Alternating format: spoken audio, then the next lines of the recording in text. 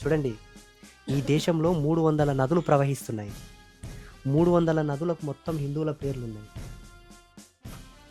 ప్రపంచవ్యాప్తంగా హిందువు అనేవాడు ఎక్కడున్నా గంగా నది కావాలంటే భారతదేశంకే రావాలి. ఎందుకు? ఈ దేశం సనాతనంది. ఈ దేశం మనది కాబట్టి ఈ దేశంలో ఉండేటటువంటి భౌగోళికమైనటువంటి గుర్తులన్నీ మనవే. 16,000కు పైన పర్వతాలున్నాయి. ప్రతి పర్వతానికి మన పేరే ఉంది. కొన్ని లక్షల వన్య ప్రాంతాలున్నాయి. అన్ని ప్రాంతాలకు మన పేర్లే ఉన్నాయి. జనాభాలో గూడా మనమే ఎక్కువున్నాం. ఈ దేశం పేరు గూడా హిందుస్థాన్. అర్థమైందా? ఇంకొకటి, ఈ దేశానికి ప్రతీక అయినటువంటి తల్లి భరతమాత గూడా మన సింబాలిక్ ఆఫ్ కాస్ట్యూమ్స్తోనే ఉంటది. బుర్కేసుకొని ఉంటలేదు. అర్థమైందా?